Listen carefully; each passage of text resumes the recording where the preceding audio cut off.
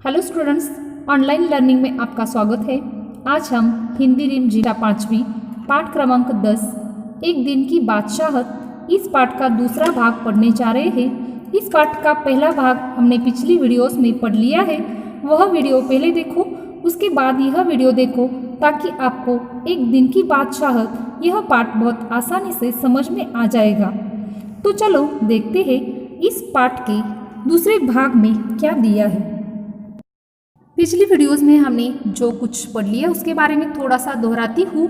आरिफ और सलीम ने एक दिन के लिए सारा घर चलाने के लिए यानी सारे घर पर अपना अधिकार जमा लिया है और वह एक दिन के लिए अपनी बादशाहत कैसे दिखाते हैं वही आज हम इस पाठ से पढ़ने जा रहे हैं। पन्ना नंबर 79। चू चू चौक। अब्बा डांटते डांटते रुक गए। बेबसी से गजल की अधूरी पंक्ति दांतों में दबाई पांव पटकते आरिफ के साथ हो लिए। रजिया, जरा मुझे 5 रुपये तो देना।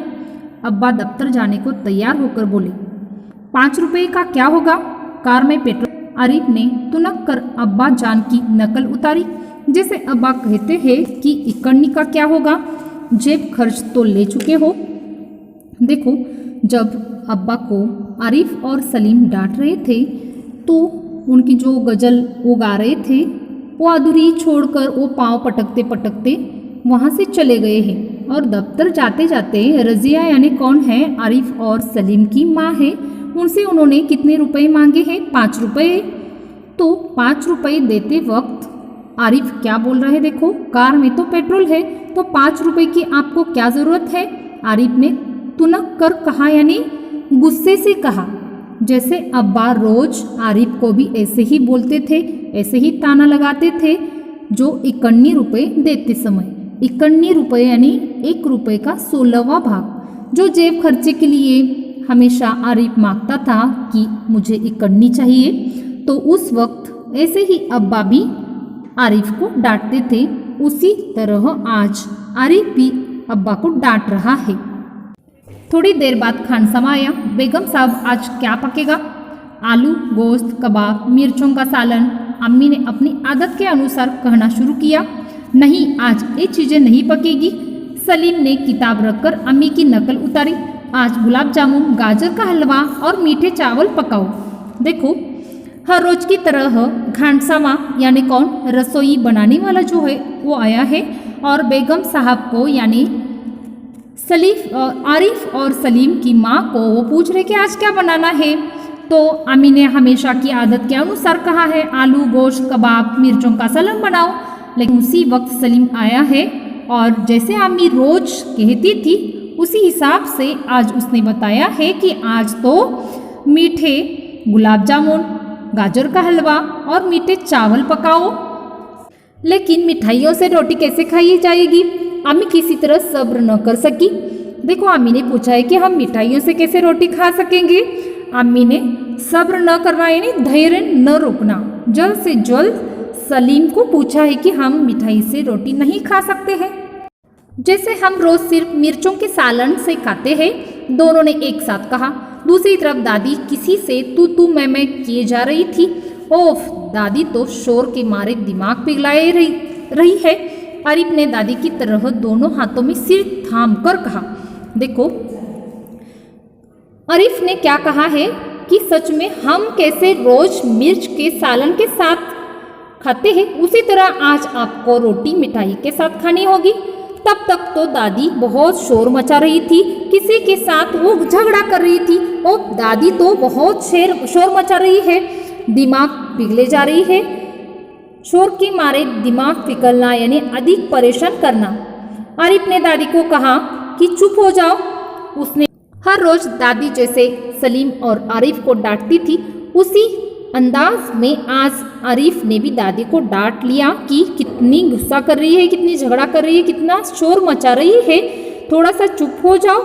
ऐसे जैसे दादी सिर को थाम कर कहती थी वैसे ही आरिफ ने अपने दोनों हाथ सिर पर थाम लिए हैं और वैसे ही वो दादी की नकल कर रहा है। इतना सुनते ही दादी ने चीखना चिल्लाना शुरू कर दिया कि आज ये लड़के मेरे पीछे पंजे झाड़ के पड़े हैं। मगर अब्बा के समझाने पर खून का घूंट पीकर रह गई। कॉलेज का वक्त हो गया तो भाईजान अपनी सफ़ेद कमीज को आरिफ सलीम से बचाते दालन में आए। अम्मी, शाम को मैं देर से आऊँगा, दोस्तों के साथ फिल्म देखने जाना है। देखो बच्चों, यहाँ पर दादी बहुत चीखना चिल्लाना शुरू किया है। दादी ने क्यों कि आरिफ ने उन्हें कहा कि आप बहुत शोर मचा रही हो। यह सुनकर दादी बहुत गुस्सा हो गई और कहने लगी कि ये तो मेरे पीछे पंजे झाड़ कर पड़े हैं, यानी बुरी तरह से पीछे पड़ना। मगर अब्बा ने उन्हें बहुत अच्छी तरह से समझा दिया। उन्होंने तो खून का घूंट पीकर वो चुप रही। खून का घूंट पीकर रहना यानी गुस्सा मन में दबा लेना। वो चुपचाप बैठ गई। कौन? दादी। कॉलेज का वक्त होने पर भाईजान अपनी सफ़ेद कमीज पहनकर आरिफ और सलीम से बचते बचते वो कहाँ पर पहुँच गए हैं? दालन में। और अम्मी को कह रहे हैं कि शाम को मैं देर से आने वाला हूँ। क्यों देर से आने वाला है? कि दोस्तों के साथ वो फिल्म देखने के लिए जाने वाला है। क्या आरिफ और सलीम उन्हें छोड़ देगा या नहीं, ये आगे देखते हैं। खबरदार, आरिफ ने आंखें निकाल कर उन्हें धमकाया। कोई ज़रूरत नहीं, ध्यान है और हर वक्त सैर सपाटों में गुम रहते हैं आप। देखो भाईजान को शरीफ और सलीम और आरिफ कैसे डांट रहे हैं कि कोई ज़रूरत नहीं है फिल्म देखने के लिए जाने की। अभी इम्तिहान यानी परीक्षा बहुत ही नज़दीक आई है और हर वक्त तो आप ऐसे ही सैर सपाटों में रहते हो, यहाँ वहाँ घूमते रहते हो। आज फिल्म देखने की कोई ज़रूरत नहीं है। ऐसे आरिफ और सलीम ने किसे धमकाया है? अपने भाईजान को धमकाया है। भाईजान एक करारा हाथ मारने लपके, फिर कुछ सोचकर मुस्कुरा पड़े। लेकिन हुजूर आली दोस्तों के साथ खासकर फिल्म देखने की बात पक्की कर चुके हैं, इसलिए इजाज़त देने की मेहरबानी की जाए। उन्होंने हाथ जोड़कर कह दिया। देखो, पहले तो भाईजान को बहुत ही गुस्सा आया है। उन्होंने तो एक करारा हाथ मारने की भी सोच ली।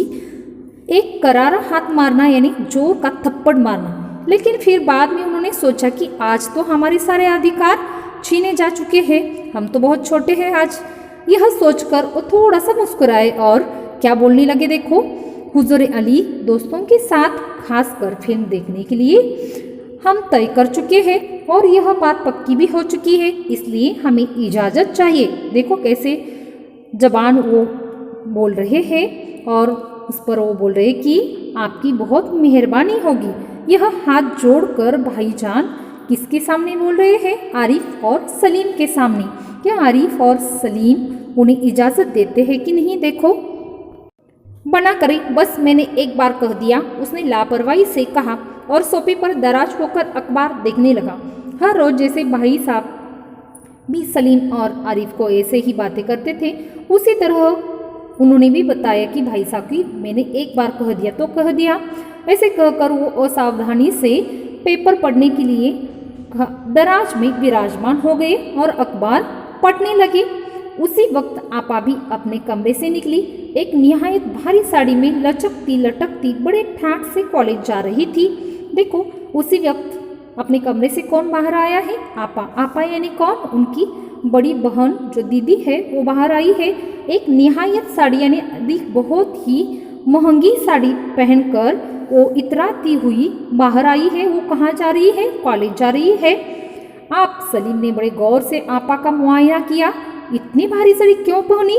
शाम तक गारत हो आएगी, इस साड़ी को बदल कर जाइए। आज वह सफ़ेद वॉइल की साड़ी पहनना। देखो, सलीम ने गौर से आपा को देखा है, मुआवना किया है। मुआवना करना यानी निरीक्षण करना। इतनी भारी साड़ी आज आपने क्यों पहनी है? शाम तक तो ये गारत हो जाएगी यानी खराब हो जाएगी। इस साड़ी को बदलकर दूसरी साड़ी, कौन सी वाली? सफ़ेद वॉइल यानी हल्के कपड़े की साड़ी पहनकर जाने के लिए सलीम ने अपनी आपा को कहा है। आगे देखो। अच्छा, बहुत दे चुके हुक्म। आपा चिढ़ गई। हमारे कॉलेज में आज फंक्शन है। उन्होंने साड़ी की चिकने दुरुस्त की। हुआ करे, मैं क्या कह रहा हूँ सुना नहीं? अपनी इतनी अच्छी नकल देखकर आपा शर्मिंदा हो गई। बिल्कुल इसी तरह तो वह आरिफ और सलीम से उनकी मनपसंद कमीज उतरवा कर निहायत बेकार कपड़े पहनने का हुक्म लगाया करती है। आपा को भी शर्मिंदा होना पड़ा, क्योंकि हर रोज़ आरिफ और सलीम के साथ ऐसा ही बर्ताव हमेशा होता ही था। ये बर्ताव कौन करता था? आपा हमेशा सलीम और आरिफ के साथ करती थी कि अच्छी कमीज जब वो पहनते थे तो उतरवा कर उन्हें निहायत बेकार यानी एकदम बेकार कपड़े पहनने का हुक्म आपा देती थी। उसी तरह आज सलीम और आरिफ ने भी आपा के साथ किया है। दूसरी सुबह हुई, सलीम की आंख खुली तो आपा नाश्ते की मेज सजाए उन दोनों की उठने का इंतजार कर रही थी। आम्मी खानसामा को हुक्म दे रही थी कि हर खाने के साथ एक मीठी चीज जरूर पकाया करो। अंदर आरिफ के गाने के साथ भाईजान मेज का तबला बजा रहे थे और अब्बा सलीम से कह रहे थे, स्कूल जाते वक्त एक चवन्नी जेब में डाल लिया करो, क्या हर्ज है। देखो, जब दूसरी सुबह हुई है तो यानी एक दिन की बादशाहत खत्म हो गई है। किसकी? आरिफ और सलीम की एक दिन की बादशाहत खत्म होकर दूसरा दिन शुरू हुआ है। सलीम की आँख खुली है तो आपा नाश्ते की मेज सजाई उन दोनों का इंतज़ार कर रही है। किन दोनों का? सलीम और आरिफ का। मेज यानी टेबल पर नाश्ता तैयार है। अम्मी खानसामा को हुक्म भी दे रही है। क्या हुक्म दे रही है? देखो कि रोज के खाने में एक मीठी चीज ज़रूर पकाया करो। यानी मीठा खाना किसे पसंद है? आरिफ और सलीम को। उनके लिए हर रोज मीठी चीज़ें बनाया करो। अंदर आरिफ के गाने के साथ भाईजान मेज का तबला बजा रहे हैं। यानी रोज आरिफ जब गाता था तब उन्हें वो टोकते थे, लेकिन आज तो भाईजान ही तबला बजा रहे हैं। और अब्बा सलीम से कह रहे हैं कि स्कूल जाते वक्त एक चवन्नी जेब में डाल लिया करो। उसमें क्या हर्ज है? हर्ज यानी नुकसान, चवन्नी यानी 25 पैसे। यानी अब्बा को अपनी जो भी कुछ बातें हैं वो मान ली है अब्बा ने। सलीम को उन्होंने समझ लिया है, आरिफ को समझ लिया है। यानी बच्चों की जो भी कुछ मनपसंद चीज़ें होती है उसकी तरफ माता पिता का ध्यान होना ज़रूरी है, घर वालों का ध्यान होना ज़रूरी है। हमेशा उनको टोकना नहीं चाहिए, उनकी भी बात समझनी चाहिए। यही इस पाठ से हमें सीखना है।